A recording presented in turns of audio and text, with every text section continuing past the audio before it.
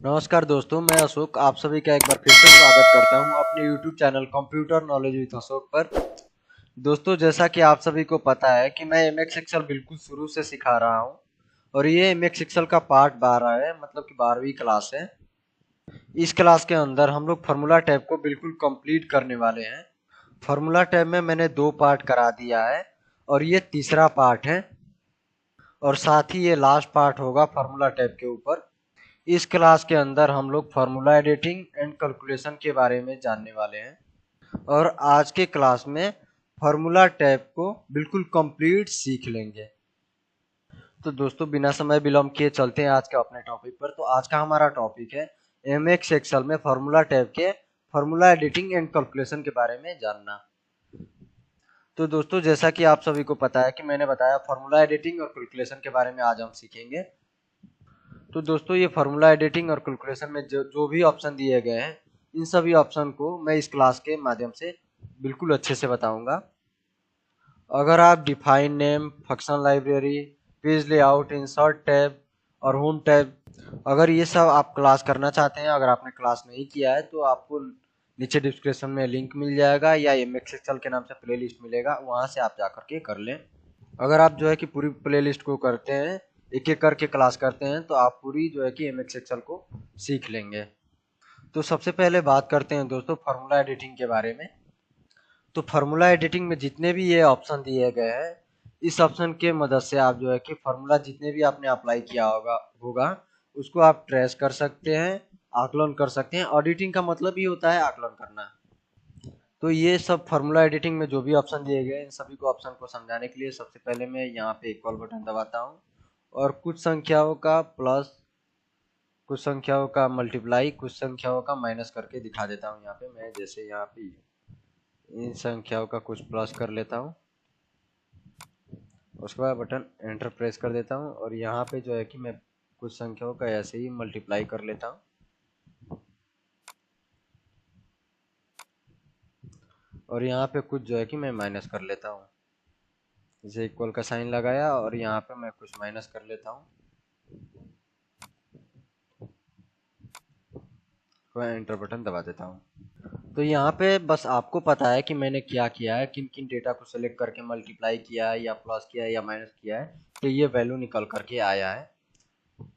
तो सबसे पहले इसमें ट्रेस प्रेसिडेंट के बारे में बात करते हैं। तो ये बता देगा, अगर ये वैल्यू पे आप सिलेक्ट करके इस पे क्लिक करेंगे तो ये बता देगा कि ये वैल्यू किन किन संख्याओं की मदद से प्लस करके निकला है या माइनस करके आया है। ये वैल्यू ये बता देगा। जैसे यहाँ पे मैं क्लिक करता हूँ और ट्रेस प्रेसिडेंट पे क्लिक करता हूँ, तो आप देख सकते हैं ये एरो की मदद से बता दिया है कि ये तीनों वैल्यू को जोड़, घटाना, गुणा जो भी करके ये संख्या प्राप्त हुआ है। इसी तरीके से ये संख्या का प्राप्त करना चाहते हो तो इस पे क्लिक करो और ट्रेस प्रेसिडेंट पे आप क्लिक करेंगे तो ये संख्या बता देगा कि 8000 और 12000 का मल्टीप्लाई करके ये संख्या प्राप्त हुआ है, ये वैल्यू प्राप्त हुआ है। इसी तरीके से इसका पता करना चाहते हो तो पता कर सकते हो, लेकिन इसको बताने से पहले मैं सबसे पहले एक यहाँ पे एक और सम निकाल लेता हूँ। इक्वल बटन दबाता हूँ और इस संख्याओं को प्लस करके, इन संख्याओं को प्लस करके और इसको एंटर बटन दबा देता हूँ। अगर आप जो है कि इस वैल्यू को पता करना चाहते हैं कि ये वैल्यू कहाँ से निकल करके आया है एरो की मदद से, तो ये खुद पे खुद बताएगा। अगर इस वैल्यू को पता करना चाहते हैं एरो की मदद से तो ट्रेस प्रेसिडेंट पे आप क्लिक करेंगे तो ये खुद पे खुद बता देगा आपको एरो की मदद से। जैसे मैं यहाँ पे सिलेक्ट करके क्लिक करता हूँ तो ये देखिए खुद पे खुद बता दिया एरो की मदद से कि इन तीनों संख्याओं का प्लस माइनस जो भी करके यहाँ पे ये संख्या प्राप्त हुआ है। तो देख सकते हैं आप कितने आसानी से बता दिया कि ये इस वैल्यू के अंदर जो है कि ये भी ऐड है, ये भी ऐड है और साथ में ये भी ऐड है। आप देख सकते हैं तीनों पे एरो की मदद से लगा हुआ है निशान। इतना कुछ जो है कि मैंने आपको अच्छे से समझ आ जाए इसलिए मैंने ये सब बताया है। अब बात करते हैं इसी में नेक्स्ट ऑप्शन के बारे में, ट्रेस डिपेंडेंट के बारे में। ये ठीक उसका उल्टा काम करता है। तो सबसे पहले इन एरो को मैं रिमूव करता हूँ। इन एरो को रिमूव करने के लिए मैं रिमूव एरो पे क्लिक करूंगा, उसके बाद से देख सकते हैं आप यहाँ से एरो हट गया है। तो देखिए ट्रेस डिपेंडेंट ये बताता है कि ये जो वैल्यू दिए गए हैं, अगर मान लीजिए ये तो मैंने जो है कि यहाँ पे प्लस किया है और ये जो है कि मल्टीप्लाई किया है और ये जो है कि माइनस किया है और ये जो है कि प्लस किया है। अगर मैं देखना चाहूँ कि ये जो वैल्यू है ये किन किन सेल के अंदर है, किन किन वैल्यू के अंदर है, तो ये ट्रेस डिपेंडेंट के मदद से पता हो जाएगा। जैसे मैं इस पे क्लिक करता हूँ और ट्रेस डिपेंडेंट पे क्लिक करता हूँ तो आप देख सकते हैं इसका जो है कि यूज किया गया है इसको वैल्यू को प्राप्त करने के लिए और इस वैल्यू को प्राप्त करने के लिए। और इसी तरीके से अगर इस वैल्यू को आप पता करना चाहते हैं कि ये वैल्यू जो है कि किस किस के अंदर शामिल है तो इस पे क्लिक कीजिए, ट्रेस डिपेंडेंट पे आप क्लिक कीजिए तो ये देखिए एरो की मदद से ये बता दिया कि ये वैल्यू इसमें भी शामिल है और इसमें भी शामिल है। एरो की मदद से ये बता दिया है, आप देख सकते हैं। तो ये जो दोनों ऑप्शन है ये एक दूसरे के विपरीत काम करता है। जैसे ये ट्रेस प्रेसिडेंट ये काम करता है कि ये वैल्यू जो निकल के आया है किन किन वैल्यू की मदद से आया है एरो के माध्यम से बताता है। और साथ साथ ट्रेस डिपेंडेंट ये काम करता है कि ये जो मैंने वैल्यू दिया है ये जो वैल्यू दिया है किस किस रिजल्ट के अंदर शामिल है तो ये बताता है ट्रेस डिपेंडेंट। तो यहाँ से मैं एरो को रिमूव करता हूँ। एरो को रिमूव करने के लिए मैं रिमूव एरो पे क्लिक करता हूँ, ये रिमूव हो जाएगा। तो यहाँ से मुझे उम्मीद है कि ट्रेस डिपेंडेंट और ट्रेस प्रेसिडेंट जो है कि आपको क्लियर हो गया होगा। और साथ साथ रिमूव एरो का मदद से आप जो है कि जो भी एरो अप्लाई हुआ रहेगा आप उसको रिमूव कर सकते हो एक साथ। अब इसी में बात करते हैं शो फार्मूला के बारे में। तो शो फार्मूला का यूज करते हैं हम, जो भी ये फार्मूला यूज किए होंगे ये फार्मूला शो होने लगेगा, मतलब दिखने लगेगा। जैसे एक बार मैं यूज करके दिखा देता हूँ। जैसे ही मैं शो फार्मूला पे क्लिक करूंगा तो ये देख सकते हैं थोड़ी सी बड़ी होकर के और यहाँ पे दिखा दिया है। तो यहाँ पे दिखा दिया है कि इक्वल का साइन लगा करके और किस किस सेल को एड्रेस करके हमने प्लस किया था, और यहाँ पे भी दिखा दिया सेम वैसे ही कि इक्वल का साइन लगा कर और किस किस सेल को मल्टीप्लाई किया था, यहाँ पे दिखा दिया है। तो उसी तरीके से ये भी दिखा दिया, आप देख सकते हैं। अगर आप जो है कि सम का भी फार्मूला यहाँ पे अप्लाई कर देंगे तो वो भी दिखेगा। जैसे मैं सबसे पहले इसको हटा देता हूँ, सो फार्मूला को क्लोज करता हूँ, उसके बाद से यहाँ पे मैं सम का फार्मूला कुछ यूज कर लेता हूँ। तो बस आपको इतना समझना है सो फार्मूला की मदद से जो है कि आप कोई भी फार्मूला आपका अप्लाई रहेगा शीट पे तो वो दिख जाएगा सो फार्मूला की मदद से। जैसे मैं एक और छोटा एग्जांपल यहाँ पे दे देता हूँ। मान लीजिए कि यहाँ पे इक्वल का साइन लगाता हूँ, उसके बाद सम लिखता हूँ, उसके बाद टैब बटन की मदद से इसे एक्टिवेट कर लेता हूँ और इतना जो है कि मैं रेंज दे करके ब्रैकेट क्लोज करके एंटर दबा देता हूँ। अगर आप ये देखना चाहते हैं कि ये वैल्यू जो कहाँ से प्राप्त हुआ है तो इसके लिए हम एवलेट फार्मूला पे क्लिक करेंगे। तो जैसे ही एवलेट फार्मूला पे क्लिक करेंगे तो देख सकते हैं एक पॉपअप विंडो खुल के आ जाएगा यहाँ पे। तो यहाँ पे आप देख सकते हो यहाँ पे एवलेट करके दिखा दिया है कि किस फार्मूला का हमने यूज किया है। अगर मैं यहाँ एवलेट पे क्लिक करूंगा तो यहाँ पे आप देख सकते हैं टोटल निकल करके यहाँ दिखा देगा, सम निकल करके आ जाएगा। यहाँ पे जो है कि आप यहाँ से इस तरीके से देख सकते हो। तो इसको सबसे पहले मैं क्लोज करता हूँ। तो इसको और अच्छे से समझने के लिए मैं यहाँ पे आता हूँ और इसको बारी बारी से जो है कि ऐड करके दिखा देता हूँ। जैसे इक्वल का साइन लगाता हूँ, उसके बाद से इसको प्लस करता हूँ इसके साथ, फिर इसको इसके साथ प्लस करता हूँ, फिर इस सेल को प्लस किया, फिर इस सेल को प्लस किया, फिर इसको, और लास्ट में जो है कि एंटर बटन प्रेस कर दिया। और इसको दोबारा जो है कि एवलेट फार्मूला की मदद से आप देखेंगे तो कुछ फार्मूला इस तरीके से दिखाई देगा, आप देख सकते हैं।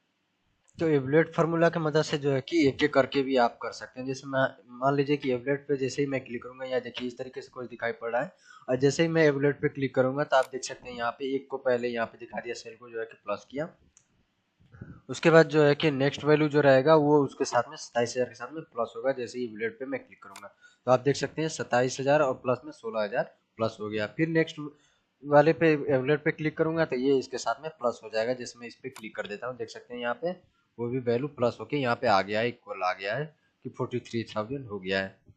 तो इस तरीके से एबलेट पे जैसे ही आप क्लिक करेंगे फिर नेक्स्ट वैल्यू को ये प्लस कर देगा, फिर एबलेट पे क्लिक करेंगे तो इसके साथ में टोटल करके निकल के आ जाएगा, फिर एबलेट पे क्लिक करेंगे तो इसके साथ में अगला वैल्यू को प्लस करेगा, फिर एबलेट पे क्लिक करेंगे तो ये जो है कि टोटल निकल करके आएगा। इस तरीके से आप एक एक करके समझ सकते हैं।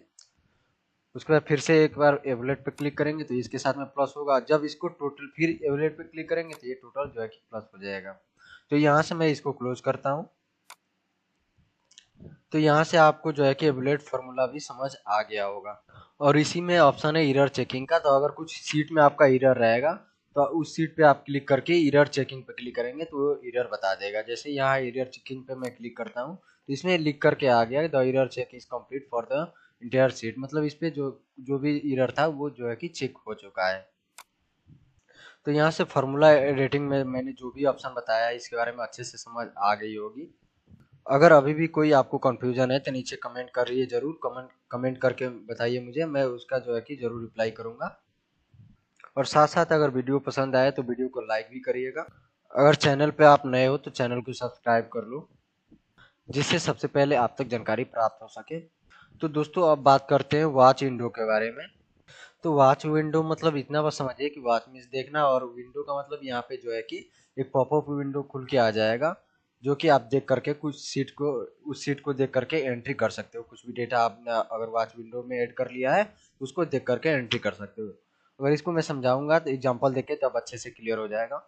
जैसे कि ये सीट 2 के नाम से कुछ सीट है ये, अगर ये डेटा जो है कि मान लीजिए कि जो भी ये डेटा दिया गया है, अगर इसको सेम मुझे एक नई सीट पे एंट्री करनी है या यहीं पे एंट्री करनी है, तो मुझे बार बार जाकर के सीट 2 पे देखना पड़ेगा, फिर यहाँ आकर के एंट्री एक एक करके करना पड़ेगा।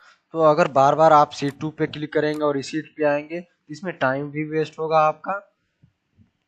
तो इसी की सहूलियत के लिए ऑप्शन दिया गया है कि वॉच विंडो की मदद से आप जो है कि स्मार्ट वर्क कर सकते हैं और जो है कि आप अपने काम को फास्ट भी कर सकते हैं। तो वॉच विंडो का यूज करने के लिए सबसे पहले इस सीट पे आते हैं और इस ऑप्शन पे क्लिक करना होगा। जैसे ही इस ऑप्शन पे आप क्लिक करेंगे एक पॉपअप विंडो खुल के आ जाएगा वॉच विंडो की मदद से, और उस विंडो को जो है कि आप छोटा बड़ा अपने सहूलियत के हिसाब से कर सकते हो, जो भी साइज करना चाहो तो आप कर सकते हो इधर।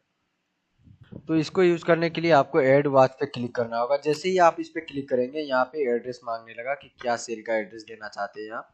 तो यहाँ पे जो है कि अगर आपको यहाँ से यहाँ तक का टोटल ये देखना है आपको रेंज दे करके, या मान लीजिए यहाँ से सीरियल नंबर से लेकर के यहाँ तक देखना है, तो इतना बस आपको सिलेक्ट करना है और सिंपली बस ऐड पे आपको यहाँ पे क्लिक कर देना है। ये टोटल जो है कि यहाँ पे आपका देख करके आ जाएगा, लिख करके एक एक करके। तो आप यहाँ पे देख सकते हैं सीट 2, बुक नंबर या जो भी है, नेम या सेल, ये वैल्यू सब कुछ आ रहा है यहाँ पे। Serial number, name, Hindi, English, math, computer science, Sanskrit, total, या सीरियल नंबर 1 पे कृष्णा है, उसके बाद कृष्णा का क्या क्या अंक है किसमें, वो सब कुछ यहाँ पे दिखा रहा है। तो इस वॉच विंडो की मदद से आप जो है कि किसी भी सीट पे आप जाएंगे तो ये साथ साथ वॉच विंडो आपके साथ में जाएगा। जैसे मैं इस सीट पे आता हूँ तो ये देख सकते हैं ये साथ में वॉच विंडो हट नहीं रहा है, ये साथ साथ आ रहा है। तो आप इसमें देख करके बहुत आसानी से जो है कि एंट्री कर सकते हो। जैसे मैं यहाँ पे सीरियल नंबर एंट्री करना चाहूँ तो सबसे पहले सीरियल नंबर लिख लूँगा, देख करके सीरियल नंबर आ रहा है तो सीरियल नंबर यहाँ लिख लूँगा। उसके बाद जो है कि टैब बटन की मदद से अगले सेल में जाऊँगा। उसके बाद जो है कि यहाँ पे नेम का ऑप्शन है तो नेम इस तरीके से एंट्री कर सकता हूँ। तो यहाँ से आपको ये समझ आ गया होगा। तो सबसे पहले मैं इसको क्लोज करता हूँ और उसके बाद से सीट 2 पे मैं जैसे ही आता हूँ उसका वॉच विंडो पे मैं क्लिक करूंगा तो देख सकते हैं ये अभी भी आपका डेटा इसमें दिखा रहा होगा वॉच विंडो में। अगर आप इसमें से डिलीट करना चाहते हो, जैसे मान लीजिए एक एक करके डिलीट करना चाहते हो, तो इस पे बस आप क्लिक कीजिए, उसके बाद डिलीट वॉच पे क्लिक कीजिए तो ये सिंपली डिलीट हो जाएगा। अगर जो है कि एक ही साथ आपको सब डिलीट करना है तो सबसे पहले नीचे आइए शिफ्ट के मदद से, उसके बाद एरो के मदद से, अप एरो की मदद से ऊपर जाइए, उसके बाद जो है कि सभी सिलेक्ट हो जाएगा। उसके बाद जो है कि यहाँ पर डिलीट वॉच पे क्लिक कर दीजिए तो यहाँ से आपका जो है कि डिलीट वॉच हो जाएगा। तो इस तरीके से मैंने यहाँ से वॉच विंडो के बारे में भी यूज करना बता दिया है। बात करते हैं नेक्स्ट ऑप्शन के बारे में जो कि कैलकुलेशन ऑप्शंस। तो देखिए इस ऑप्शन को समझने के लिए अगर मैं यहाँ पे बोल दूँ आपको कि इसका सम निकाल करके बताइए, तो आप क्या करोगे, इक्वल का साइन लगाओगे और सम बटन, यहाँ सम फार्मूला लगाओगे, उसके बाद टैब बटन की मदद से एक्टिवेट करके इतना जो है कि रेंज दे करके और जो है कि आप ब्रैकेट क्लोज करके एंटर दबाओगे। तो इस तरीके से आप जो है कि सम निकाल लोगे। जैसे कि यहाँ से हमने जो है कि अभी कृष्णा का केवल सम निकाला है। अगर हमें जो है कि सभी का सम निकालना है तो हम क्या करते हैं कि यहाँ पे क्लिक करके और इसको जो है कि नीचे की साइड स्लाइड कर देते हैं तो ये सभी का सम निकल करके आ जाता है। इस तरीके से स्लाइड करने के बाद जो भी नंबर आया होता है, जो भी वैल्यू रहती है बिल्कुल करेक्ट आती है। ये ऐसा इसलिए होता है क्योंकि यहाँ कैलकुलेशन ऑप्शंस में आप देख सकते हैं ऑटोमेटिक पे टिक रहता है। अगर ये चीज़ें जो है कि आप मैनुअल कर देंगे तो ये ऐसे नहीं होगा। तो सबसे पहले इसको मैं बैक हो जाता हूँ, कंट्रोल जेड की मदद से बैक कर लेता हूँ। अब देख लेते हैं इसी में कैलकुलेशन ऑप्शन में मैनुअल का। तो सबसे पहले मैं बात करता हूँ ऑटोमेटिक में। आपको मैंने जो भी बताया ये समझ आ गया होगा कि ऑटोमेटिक में अगर मैं यहाँ पे सम निकाला रहूँगा या मान लीजिए मैक्सिमम या मिनिमम या माइनस मल्टीप्लाई जो भी किया रहूँगा स्लाइड करूँगा तो उसी फॉर्मूले में वो कन्वर्ट नीचे भी आ जाएगा स्लाइड होकर के। तो अब बात कर लेते हैं मैनुअल के बारे में। तो मैनुअल पे मैं यहाँ क्लिक कर देता हूँ और यहाँ पे अब बात कर लेता हूँ, फिर से मैं यहाँ सम निकाल लेता हूँ। सम टैब बटन की मदद से एक्टिवेट कर लेता हूँ। उसके बाद रेंज दे देता हूँ। रेंज देने के बाद से ब्रैकेट क्लोज करके एंटर दबा देता हूँ। तो यहाँ पे आप देख सकते हैं सम निकल करके पहले कृष्णा का तो आ गया, लेकिन जैसे ही मैं नीचे यहाँ पे पकड़ करके स्लाइड करता हूँ तो देख सकते हैं आप ये उसी फॉर्मेट में केवल कन्वर्ट हो गया कि 485 आ गया है, लेकिन ये एग्जैक्ट वैल्यू नहीं है, ये सही नहीं है, इस बार ये अप्लाई नहीं हुआ है। तो इस बार इसलिए ये फार्मूला एक्टिवेट नहीं हुआ है या यूज नहीं हुआ है, क्योंकि यहाँ कैलकुलेशन ऑप्शन में मैनुअल पे जो है कि हमने टिक कर दिया है। तो यहाँ पे आप देख सकते हैं, अगर इसे सही करना चाहते हैं, जैसे ये कृष्णा का केवल 485 है, सभी का तो है नहीं, और इसे फिर से सही करना चाहते हैं तो सबसे पहले इसको सेलेक्ट करेंगे। उसके बाद जो है कि यहाँ देख सकते हैं, यहाँ कैलकुलेट नाउ का ऑप्शन है।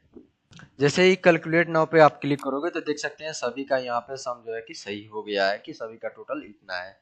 तो सबसे पहले मैं कंट्रोल जेड की मदद से इसे बैक कर देता हूँ एक बार, इसलिए मैंने ऐसा किया ताकि ये अच्छे से आपको समझ आ जाए, कैलकुलेट नाउ और कैलकुलेट शीट के बारे में अच्छे से समझ आ जाए। अगर आप जो है कि कैलकुलेट नाउ और कैलकुलेट शीट को समझ लिया अच्छे से, तो इतना आप समझ लो कि कैलकुलेशन वाला भाग जो है कि आप अच्छे से समझ लिए हैं। देखिए, अगर जो है कि यहाँ से यहाँ तक क्या, अगर मैंने कैलकुलेट ऑप्शन में मैनुअल लगा दिया है और इस तरीके से कुछ डेटा हमारा सही नहीं आ रहा है, तो उस कंडीशन में हम जो है कि कैलकुलेट नाउ पे क्लिक करके भी सही कर सकते हैं और कैलकुलेट शीट पे भी क्लिक कर सकते हैं। जैसे मैं एक बार यहाँ कैलकुलेट शीट पे भी क्लिक करके दिखा देता हूँ, तो आप देख सकते हैं कि कैलकुलेट शीट पे जैसे ही मैंने क्लिक किया ये सही हो गया है। दोनों का काम लगभग सेम है, लेकिन दोनों में थोड़ा सा डिफरेंट है, बस थोड़ा सा ही डिफरेंट है। तो वो थोड़ा सा डिफरेंट क्या है मैं आपको एक बार बता देता हूँ। तो सबसे पहले इसको कंट्रोल जेड की मदद से इसे सही कर लेता हूँ। उसके बाद जो है कि सिलेक्ट करने के बाद और कैलकुलेट नाउ पे ले जाएंगे, तो यहाँ पे आप देख सकते हैं नीचे दिखा दिया calculate the entire workbook now. अगर आप इस पे क्लिक करते हैं तो ये जो है कि जितना भी आपने डेटा सेलेक्ट किया है, ये कैलकुलेट नाउ की मदद से, मतलब कि वर्कबुक पे जितना भी आपने मैनुअल किया होगा वो कैलकुलेट यहाँ से हो जाएगा। तो एक वर्कबुक में जो है कि बहुत सारी सीट हो सकती हैं, जैसे कि यहाँ पे आप देख सकते हैं इतने सब सीट हैं, बहुत सारी सीट हो सकती हैं एक वर्कबुक में। तो ये कैलकुलेट नाउ की मदद से जो है कि टोटल वर्कबुक पे जहाँ जहाँ आपका मैनुअल लगा रहेगा, कितना भी सीट हो एक वर्कबुक में, वो सभी सीट पे काम करेगा, टोटल वर्कबुक पे काम करेगा कैलकुलेट नाउ वाला ऑप्शन। और कैलकुलेट सीट वाला ऑप्शन ये काम करता है कि जो आप करंट सीट में लगाए रहेंगे, ये फॉर्मूला एक्टिवेट करेंगे, उसी पे बस ये काम करेगा। देखो, इन दोनों का जो है कि डिफरेंट आपको एक बार यहाँ पे समझ आ जाएगा। जैसे मैं मान लीजिए कि एक डेटा और बना लेता हूँ सीट पे। एक मैंने यहाँ पे नई सीट ले लिया सीट 9 के नाम से, और यही डेटा पे ये डेटा मैंने दे दिया। उसके बाद जो है कि यहाँ पे मैं फिर से सम का फॉर्मूला एक्टिवेट करता हूँ।